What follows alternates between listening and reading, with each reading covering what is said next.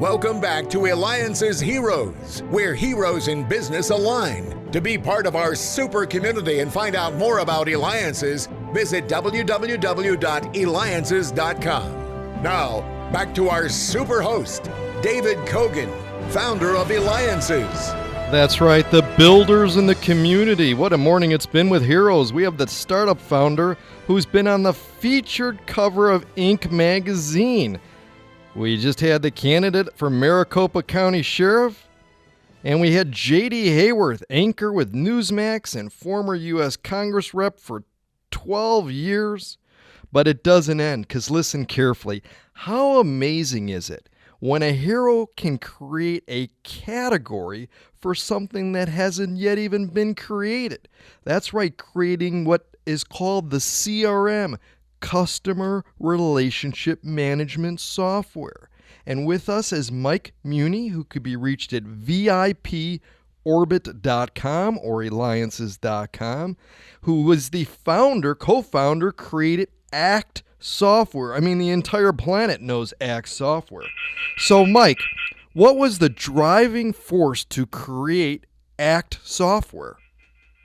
Well, it was born out of desperation, along with my business partner, Pat Sullivan, who is a Scottsdale resident himself, if you didn't already know that. And we literally had our backs up against the wall and had to come up with another idea or close down our business from our first failed software product. And on July 4th, 1986, we had a brainstorm session, said, what do we need? And the rest is history. We walked away from that breakfast knowing we were onto something, and started the company and started raising some money, and 9 months later it was on the market. I mean, isn't that just incredible, though, that because of what was going on at the time, you mentioned desperation, suddenly now you create, an entire industry? I mean, in itself is incredible. Well, it is, but I don't want to pretend that neither Pat nor I were that visionary where we knew that's what we were doing. It's just that it happened that that's what we did do, and we recognized it, had the vision for the product, had the vision for the type of users that could benefit from it, which was basically anybody, because who doesn't deal with people and who doesn't have a calendar of things to do? And we just built a great company, a great culture, got great investors, and had a lot of fun doing it, but it was not an overnight success like people might believe. You know, you're right. Nobody knows what goes into it. They think suddenly here it is, you hit it, and kaboom. I mean, but then let's talk about it. You end up selling ACT to Symantec. I mean, that in itself is pretty incredible. How does one know, though, when the time is right to sell their business? Well, that's a good question, and I'm going to give you a couple of answers. Looking back, and I keep in touch with many of the ex-board of directors and Pat himself, we wish we had not have sold it, because we sold it 2 years before the internet. And had we kept it, we would have either been a public company today, we certainly would have been the leader, and Salesforce might just be this little sideshow because we literally owned the market of that category. However, at the time, it was the best decision because there was a product coming out from Microsoft that they alluded to, saying it was going to handle all of your contacts and calendar information. And it turned out to be Outlook, which never did pose a threat to ACT. But because of that, we felt competitive pressure as a little company, and we put ourselves out on the block to see what we were worth. And that's the short story of how we sold to Symantec. And we're talking here with Mike Muhney. He can be reached at VIPOrbit.com, which we'll be talking about here real soon. He is the co-founder of ACT Software. So you sell the company. I mean, what's it like selling? Basically, you sold your baby, ACT, to such a large company. I mean, what did you do the next day when it was sold? What was the feeling like? Well, good and bad. It was a high and a low. We were proud of the accomplishment, and, it was obviously recognized financially, and our investors walked away very, very happy, of course. But at the same time, our life that we had built and had passion about was now amputated. We were off of the fast train and, had the freedom to do what we wanted to in many ways. But we, everything beyond that, David, ended up being anticlimactic.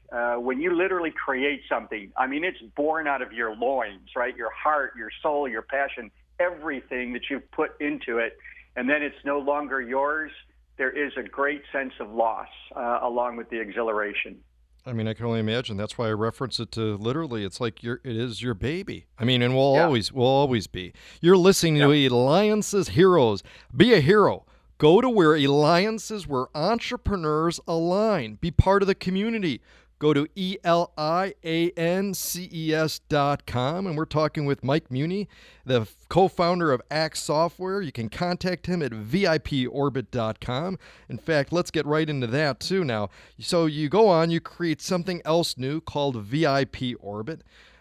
I have an idea of what it is, but what I want you to more explain to our listeners. What is it, and where did this idea stem from? Well, first of all, presently, not to stay this way for the future, but presently it's an Apple-only product, app and application for the Mac. So it runs on the iPhone, iPad, Mac, and even the Apple Watch. I became an Apple user many, many years ago, abandoned Windows, which meant I abandoned Act myself. And I wanted to be an Apple purist. And, when the phone came out 2 years into it, so this is late 2009, I was frustrated that there was not a single application on the App Store that was even close to anything that Act ever did. And, I'm a user too, David.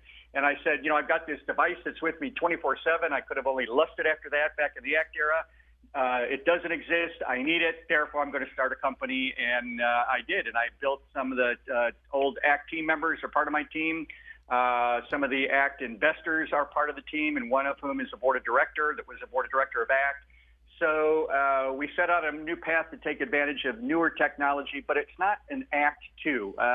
As a parent, if Act is one of my children, Vipor, the name of the product with an O, VIPOR, Vipor Plus is another child, and it has its own personality, but it actually has learned from the first child the things that the first child never did and still isn't doing to this day. And so it's a better way to manage your contacts, calendars, collaboration, and communication, but selectively, where you build your own personal structures of relationships across both your business and personal networks in one solution, and keep track automatically of everything going on in your life. And who's the target market for this? I mean, who specifically are you targeting? Well, the person that wants to be, on the top of their game, that wants to be perceived as the most distinguished and professional amongst everybody else that's being sized up that they're competing against. But, it's like the same question was asked during the Act era. Who is this for? And the response was, it's designed for people that deal with people. Do you deal with people? Well, yeah. Well, how well do you deal with them? And how many applications today, if you look at it, David, are we running to keep track of siloed information? And I got tired and fed up with that. And so I wanted to put everything back in one practical solution with a great, seamless interface, so that I didn't have to go to a bunch of different applications to keep track of business over here, a separate business function on top of that over there, Facebook for personal over here, a to-do list over there. It just grew and grew and grew and got out of control. I wanted to regain control and efficiency and productivity. So whoever is looking for relationship organization, relationship distinction, and just wants to do more with less in the constraint we call 24/7. And we've got a little less than a minute here and stuff, but I got to ask you too, is what kind of secrets of advice can you share, perhaps with the children or parents of children listening now that have an idea and someday want to be able to maybe create a category that hasn't existed like you have? What advice would you have for them to be able to implement it? I mean, it's one thing thinking of it, next thing implementing it. Well, I'll tell you what, I'll give you a baseball analogy, okay? So imagine you're the batter at the plate. If you've got an idea and a dream, you got to go for it and play the game, and you got to play it with gusto, 100% gusto. So here's the analogy. Every attempt is not going to produce a hit, and every hit is not going to produce a home run. But if you want a home run, you got to make the attempt and get the hit. So go for it. Oh, incredible.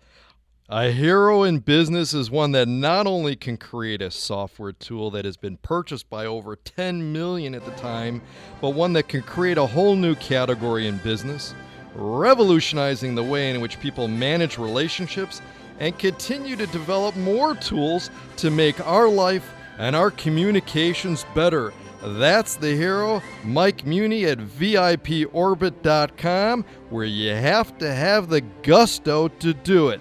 David Cogan with Eliances. You have been listening to Eliances Heroes, where heroes in business align. Eliances is the destination for entrepreneurs, investors, CEOs, inventors, leaders, celebrities, and startups. To present your superpower, visit www.Eliances.com. To unmask Eliances heroes' secret identities, be sure to tune in every Thursday at 9 a.m. right here on Money Radio 1510 and 99.3 FM.